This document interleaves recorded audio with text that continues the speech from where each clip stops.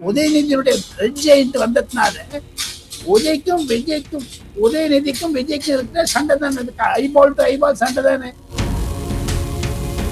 இந்த பாஜக பயமுறுத்தி தங்களுடைய வீக்னஸை காமிச்சாங்க. அது விஜய்க்கு சாதகமா போச்சு. கண்டிப்பா கரூர் விஷயத்தில் கைது செய்ய முடியாத செந்தில் பாலாஜி என்போர்ஸ்மெண்ட் டைரக்டரேட்ல கண்டிப்பா கைதாவார். டெல்லியிலிருந்து பார்க்கும் பொழுது விஜய்க்கு நிகராக அடுத்த ஒரு 10 வருடங்களுக்கு யாரும் எதிர் நிற்க முடியாது, பொதுமக்களுடைய ஆதரவு அவருக்கு பயங்கரமா இருக்கிறது என்று தான் ஒரு பிம்பம் வருகிறது. அம்மா விஜய்க்கு நம்பப்பட்டவர் தான் கல்வி அமைச்சராக இருக்கிறாரே தவிர திராவிட முன்னேற்ற கழகமும் மற்றவர்களும் கேட்கறதுக்கு அவசியமே கிடையாது. காமராஜ் படிக்காத மேதுன்னு பேர் வந்தது. எப்படிங்க சீஃப் மினிஸ்டர் இருந்தாங்க?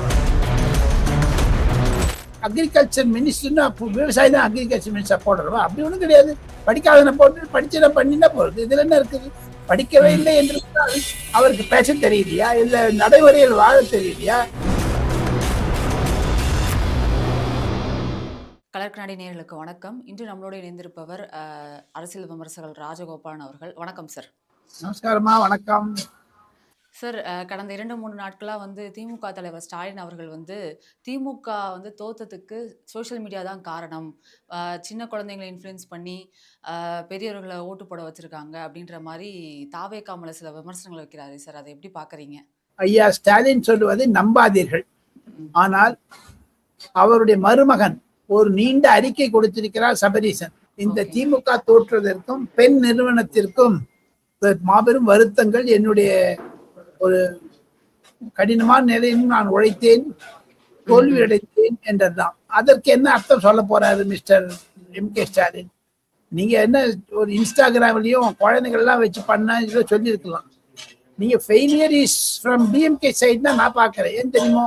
பொதுமக்கள் கள்ளச்சாராயம், போதைப் பொருள், அந்த பாலியல் இன்னல்கள் இதெல்லாம் எதிர்த்து தான் ஓட்டு போட்டிருக்காங்க. திமுகவுக்கு எதிரான ஓட்டு இது, விஜய்க்கு ஆதரவான ஓட்டு என்று நாம் நினைத்து கொண்டிருந்தாலும் திமுகவிற்கு எதிராக தானே மெயினா இருந்ததுங்க. அதுதானே ஒரு ரிஃப்ளெக்ஷன் ஆச்சு.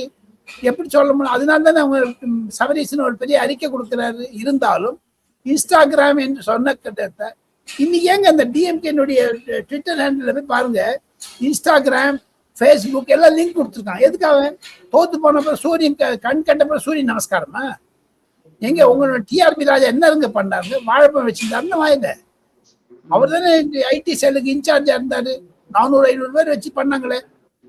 டிஎம்கே ஐடி செல், அதை தவிர உங்களுக்கு பெண் நிறுவனம், அதை தவிர அவுட் சைடு சோர்சஸ், எத்தனை தொலைக்காட்சிகளில், தமிழ் தொலைக்காட்சிகளில் விஜய்க்கு எதிராக, தமிழ் வெற்றி கழகத்துக்கு எதிராக, கரூர் விஷயத்திலிருந்து ஆரம்பிச்சு சங்கீதா விஷயம் முழுக்க மட்டும், ஜனநாயகன் முழுக்க மட்டும் திட்டி பேசியிருந்தாங்களே. அவங்களாம் என்ன பண்ணாங்க? தோல்வியினுடைய காரணத்தை ஒப்புக்கொள்ளுங்கள் ஐயா ஸ்டாலின் அவர்களே.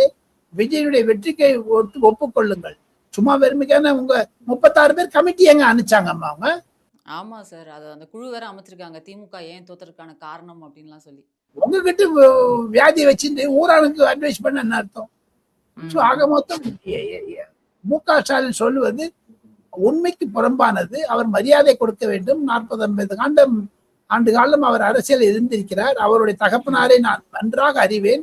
தகப்பனாருக்கு இருந்த ஒரு பொறுமை, கிரிப்பு, பிடிப்பெல்லாம் இவற்றை இல்லையேன்னு தானே கஷ்டமா இருக்குதுங்க. உதயநிதி எதுக்கு கொண்டாருங்க? அதனால தாங்க தோத்து போனாங்க அவங்க. உதயநிதியுடைய ரெட் ஜெயிண்ட் வந்ததுனால உதயநிதிக்கும் விஜய்க்கும் இருக்கிற சண்டை தானே, ஐபால் டு ஐபால் சண்டை தானே. இதையும் ஒத்துக்க மாட்டேங்கிறாங்க பப்ளிக் லெவல்ல. இவர் எங்க 6 மாசம் டைம் கொடுத்தாரு. ரஜினிகாந்த் எங்க 2 வருஷம் டைம் கொடுக்குறாங்க. we will wait and watch. நானும் சொல்றேன், ஒரு 6 மாசம் கொடுத்து பாரு. இதே மீடியாக்கள் 6 மாசத்துக்கு கழிச்சு உங்களுக்கு திட்டினா வாங்கிக்கோங்க. ஆட்சிக்கு வந்துட்டாருன்னா நீங்க என்ன பண்ண முடியும்? இதெல்லாம் மனதில் வைத்துக் கொண்டு தான் ஸ்டாலின் பேசி இருக்க வேண்டும். என்னையும் நீங்க கேட்ட கேள்விக்கு இதுதான் பதில். ஸ்டாலினுக்கு யானையே தன் என்ன மாதிரி போட்டிருந்த மாதிரி தான். Okay sir. நேத்திலிருந்து ஒரு செய்தி பரவலா வந்துட்டு இருக்கு சார்.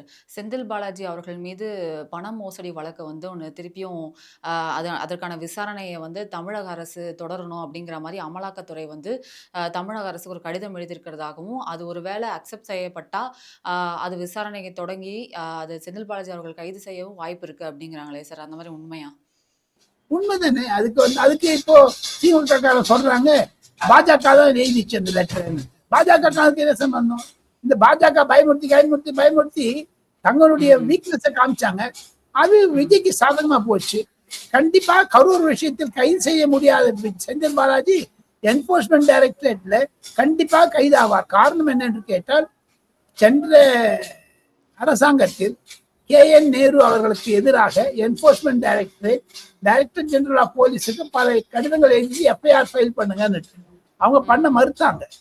அப்போ ஸ்டாலின் தன்னுடைய சக மந்திரியை காப்பாற்ற வேண்டும் அரசியல் ரீதியாக பண்ணார். ரைட், நியாயம் போட்டுனாங்க. இப்போ அதே மாதிரி செந்தில் பாலாஜிக்கு வந்திருக்கு. அதே மாதிரி தான் நாளைக்கு என்போர்ஸ்மெண்ட் டைரக்டரேட் லெட்டர் வரப்போகுது. டைரக்டர் ஜெனரல் ஆஃப் போலீஸுக்கும் சீஃப் செக்ரட்டரிக்கும் தட் KN நேரு அரெஸ்ட் பண்ணுங்க. 5 மந்திரி மேல வரப்போகுதுமா. டெல்லியில் நான் இன்னைக்கு கேள்விப்பட்டேன் 5 மந்திரி, மொத்தம் 5 திமுக மந்திரிகள்லாம் அரெஸ்ட் ஆயிட்டாங்கன்னா திமுக வளவளத்து போயிடுங்க. இன்னைக்கு டைம்ஸ் ஆஃப் இந்தியால பெரிய ஸ்டோரி, சென்னை எடிஷன் நான் பார்த்தேன் இன்டர்நெட்ல. அது பெரிய ஸ்டோரி போட்டுருக்காங்க. DMK உள்ள கன்ஃபியூஷன் இருக்குதுன்னு. கனிமொழி போர்க்கொடி வசித்திருக்காங்க. கண்டிப்பாக திமுக பிளவுபடும் என்பதுதான் என்னுடைய கருத்து. அதையெல்லாம் மறைப்பதற்காக பிரதிதினம் ஏதாவது ஒன்று பேசிட்டு இருக்காங்க. சார், கடந்த 2-3 நாட்களாக வந்து இன்ஸ்டாகிராமில் வந்து நார்த் இந்தியா இன்ஸ்டாகிராம் ரீல்ஸில் வந்து விஜய் அவர்கள் தான் அடுத்த PM அப்படிங்கிற மாதிரியான நிறைய ரீல்ஸ் கண்டென்ட் போயிட்டு இருக்கு சார். அது பார்த்தீங்களா? ஏன்னா நிறைய பேர் நெக்ஸ்ட் PM விஜய் தான் அப்படின்ற மாதிரி சொல்லிட்டு இருக்காங்க. இது வேண்டுமென்றே திராவிட முன்னேற்ற கழகத்தினுடைய கைவண்ணமாகத்தான் தெரிகிறது. அவருக்கு ஒரு சறுக்கலை எழுத வேண்டும், எழுப்படுத்த வேண்டும் என்றெல்லாம் திமுக பல வண்ணங்களில் பல கோணங்களில் அவர்கள் எதிர் பிரச்சாரம் செய்து வருகிறார்கள். கண்டிப்பாக விஜய் பிரதமராக வேண்டும் என்று இருந்தாலும் அதற்கான நடைமுறைகள் வழிமுறைகள் எல்லாம் இருக்கிறது. ராகுல் காந்தி ஓவர்டேக் பண்ண முடியுமா? அல்லது அகிலேஷ் யாதவ் சேர்ந்து பண்ண முடியுமா? மம்தா பானர்ஜி சேர்ந்து பண்ண முடியுமா? நரேந்திர மோடி என்று இருக்கக்கூடிய ஒரு மாபெரும் பிம்பத்தை எதிர்த்து பண்ண முடியுமா? வேண்டுமென்று இது செய்யறாங்கம்மா. திமுக காரங்கெல்லாம் ஒரு டைவர்ட் பண்ணணும்னு பண்றாங்க. இது ஹேண்டி ஒர்க் ஆஃப் DMK தான் நான் பாக்குறேன்.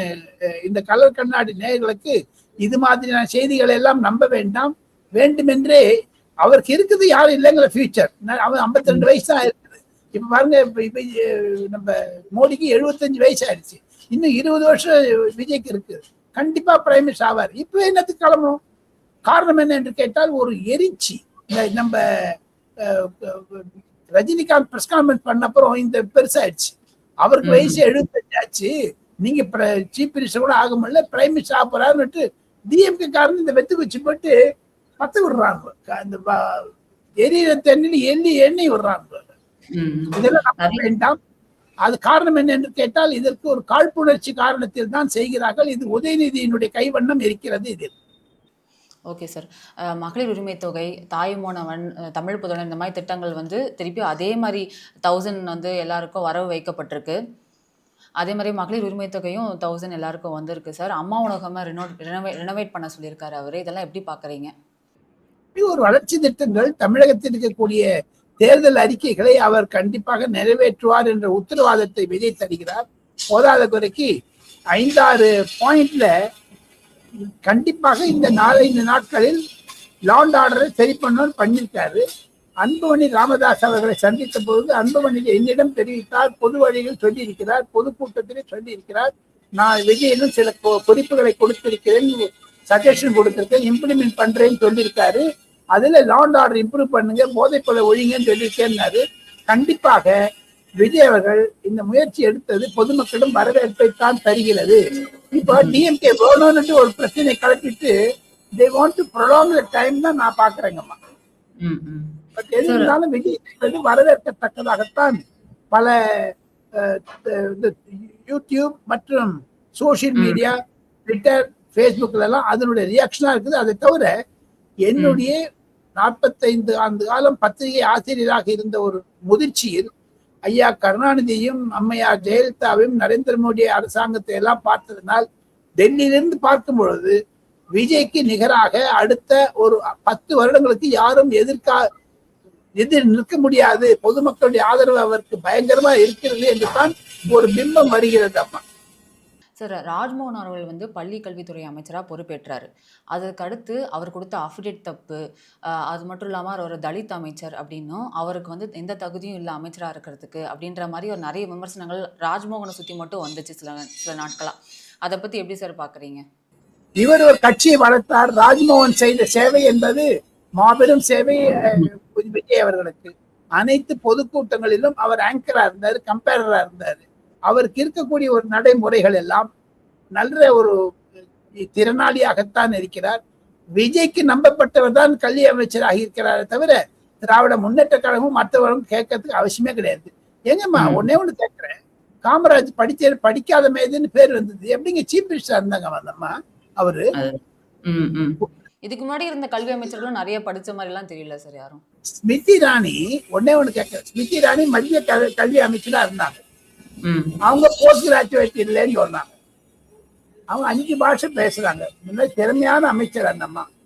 அந்த அம்மா வந்து இப்ப பிரைம் மினிஸ்டர் டிகிரி வாங்கலன்னு கேஸ் நடக்குது டெல்லி ஹைகோர்ட்ல. இதெல்லாம் பண்றது திமுகவுக்கு வேற வேலை இல்லைங்க. ராஜ்மோகன் வாழ்ந்தான்னு கேட்டா இவங்களுக்கு என்னங்கம்மா, அவர் மந்திரி ஆயிட்டாரு, உட்காந்துட்டாரு. அவர் நல்ல ஒரு பிடிப்பு இருக்கிறது. படிச்சவன் தான் வரணும்னு அவசியம். இப்போ அக்ரிகல்ச்சர் மினிஸ்டர்னா விவசாயி தான் அக்ரிகல்ச்சர் மினிஸ்டர் போடுறவா? அப்படி ஒன்றும் கிடையாது. படிக்காதன போட்டு படிச்சதை பண்ணினா போறது. இதுல என்ன இருக்குது? படிக்கவே இல்லை என்று அவருக்கு பேச தெரியலையா, இல்ல நடைமுறையில் வாழ தெரியலையா, அல்லது ஒரு ஒரு மீட்டிங்கை கம்பேர் பண்ணி நன்னா கொண்டாரு கடந்த 6-7 மாதங்களாக. அதற்கு கிடைத்த பரிசாகத்தான் அன்னைக்கு இந்த அரசியலை செய்தால் செய்பவர்களுக்குத்தான் நட்டம். சார் பெட்ரோல் டீசல் ஹைக் பத்தி கவனிச்சிங்களா சார்? பெட்ரோல் 4 ரூபாயும் டீசல் வந்து 3 ரூபாயும் அதிகமாயிருக்கு. இதை தமிழக அரசு என்ன பண்ண முடியும்? ஏன்னா இது வந்து சென்ட்ரல் கவர்மெண்ட் அதிகப்படுத்தியிருக்காங்க. இதை தமிழக அரசால இதுல என்ன பண்ண முடியும் அப்படின்னு நினைக்கிறீங்க சார்? இதுல வந்து ஒரு பெரிய சங்கடம். உலக போர் நடக்குதுங்க, ஈரான்ல நடக்குது போர். இது தமிழகத்திற்கும் விஜய்க்கும் இதுக்கு வந்து ஒரு தொடர்பு இல்லை. அவர் ஆட்சியில வந்திருக்காரு இப்பதான். எதிர்பார்க்கக்கூடிய ஒரு சோதனைகள் காலம் கண்டிப்பாக இருக்கத்தான். இது ஒரு சவாலா இருக்கும்ல சார்? கண்டிப்பா. காரணம் என்ன என்று கேட்டால், இந்த ஒரு மாதத்திற்குள்ளதாகவே 3 முறை மத்திய அரசாங்கம் பெட்ரோல் விலை ஏறி இருக்கிறது. காரணம், அந்த ஈரான் போர் நடக்குது, அந்த இடத்திலிருந்து தங்களுக்கு ஒரு விதமான ஒரு எண்ணெய் வருவது, கப்பல்கள் நிறுத்தப்பட்டிருக்கின்றன, போராட்டம் நடக்கிறது, கப்பல்கள் மீது குண்டு வீசுகிறார்கள். அதற்கு எதிராகத்தான் இந்த எனர்ஜி செக்யூரிட்டி என்று சொல்லக்கூடிய அளவிற்கு மத்திய அரசாங்கம் செய்து வருகிறது. இங்க டாக்ஸை குறை மத்திய அரசாங்கம் ஏத்திட்டு, இதனால விஜய் மேல என்ன தப்பு? இது ஒரு டொனால்ட் ட்ரம்ப் யுஎஸ் பிரசிடென்ட் பண்ண தப்பு தான் பலர் பார்க்கிறார்கள். இதுல விஜய்க்கு அதுக்கு சம்பந்தம் இல்லைன்னு நான் பாக்குறேன்மா. ஓகே சார், எங்களோட இணைந்து நிறைய தகவல் பகிர்ந்ததுக்கு ரொம்ப நன்றி சார். தேங்க்யூ. தேங்க்யூ.